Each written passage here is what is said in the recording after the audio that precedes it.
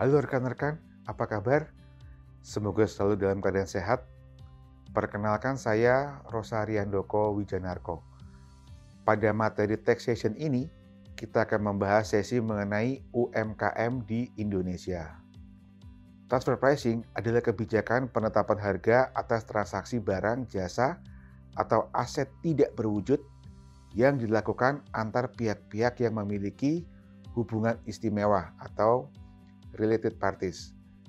Transaksi ini dapat terjadi secara domestik maupun lintas negara atau cross border dan sangat relevan dalam konteks grup perusahaan multinasional. Mengapa transfer pricing itu penting? Karena transfer pricing menentukan alokasi laba antar entitas dalam satu grup perusahaan. Kemudian transfer pricing berpengaruh terhadap basis pajak di berbagai yurisdiksi. Yang ketiga, transfer pricing menjadi instrumen pengelolaan efisiensi internal. Dan transfer pricing sering dijadikan sarana penghindaran pajak atau tax avoidance. Tujuan transfer pricing tidak selalu bersifat manipulatif. Secara bisnis, tujuan transfer pricing adalah untuk mengalokasikan laba antar unit dalam grup perusahaan multinasional. Transfer pricing juga bertujuan untuk mengevaluasi kinerja unit bisnis, serta untuk pengambilan keputusan manajerial dan efisiensi internal. Terkait tujuan perpajakan, di mana dalam hal ini transfer pricing sering timbul masalah, yakni untuk mengurangi beban pajak dengan memindahkan laba ke negara dengan tarif pajak yang rendah. Yang kedua, adanya potensi penghindaran pajak atau tax avoidance melalui pengaturan harga transfer yang tidak wajar. Suatu entitas dianggap memiliki hubungan istimewa apabila memiliki kepemilikan saham langsung ataupun tidak langsung lebih besar dari sama dengan 25%. Hubungan penguasaan secara langsung maupun tidak langsung melalui perjanjian atau struktur organisasi.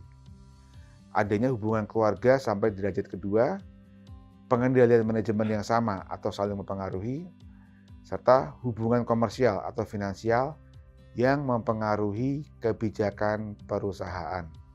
Transfer pricing harus mengikuti prinsip kewajaran seperti yang berlaku antara pihak independen atau tidak terafiliasi. Dalam hal ini dikenal dengan sebutan prinsip arm's length atau arm's length principle, yaitu adalah harga atau syarat transaksi antara afiliasi harus sama atau sebanding dengan harga yang berlaku antar pihak independen dalam kondisi yang sebanding. Tujuannya adalah untuk menjaga keadilan pajak antar negara, untuk mencegah praktek penghindaran pajak, dan memberi dasar objektif untuk penentuan harga. Berdasarkan ketentuan OECD yang PMK 22 tahun 2020, secara garis besar terdapat dua kelompok besar metode penentuan harga transfer, yakni yang pertama, metode tradisional yang menekankan harga per transaksi, yaitu Comparable Uncontrolled Price atau CUP, CUP, dihitung dengan cara membandingkan harga barang atau jasa dengan transaksi yang dilakukan oleh pihak independen. Yang kedua, Resale Price Method atau RPM, dihitung berdasarkan harga jual kembali dikurangi margin wajar. Yang ketiga, Cost Plus Method atau CPM, dihitung berdasarkan biaya produksi ditambah markup wajar. Sedangkan yang kedua adalah metode transaksional berbasis laba.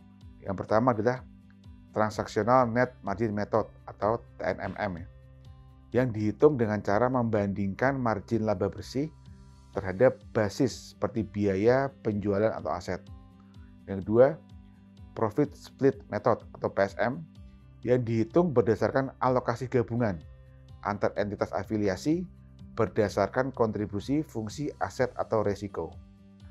Perusahaan yang melakukan transaksi afiliasi wajib menyusun dokumentasi transfer pricing untuk membuktikan bahwa harga transfer sesuai prinsip kewajaran.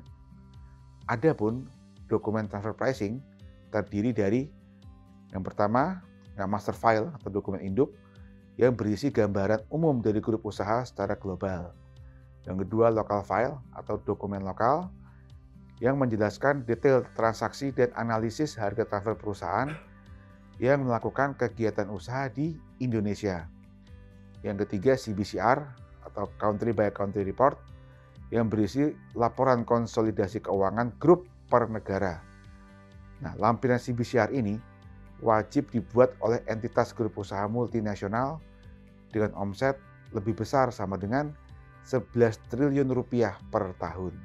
Risiko dan konsekuensi dari transfer pricing adalah terjadinya praktek umum penyalahgunaan seperti profit shifting ke negara dengan tarif pajak yang rendah, kemudian menggunakan shell company di tax haven.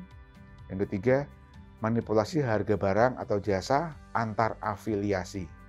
Yang kedua, konsekuensinya adalah peran otoritas fiskal atau perpajakan untuk melakukan koreksi fiskal, kemudian mewajibkan penyesuaian harga transfer, menyesuaikan laba kena pajak, dan memberikan sanksi administrasi dan bunga atas kekurangan pembayaran pajak. Adanya perjanjian pengendalian pajak berganda atau P3B yang mengatur yurisdikasi pemajakan antar negara. Relevan saat terjadi perbedaan pendapat atas penetapan harga transfer. Demikian yang dapat disampaikan di video ini. Semoga materi ini berguna bagi rekan-rekan. Salam sehat selalu. Terima kasih.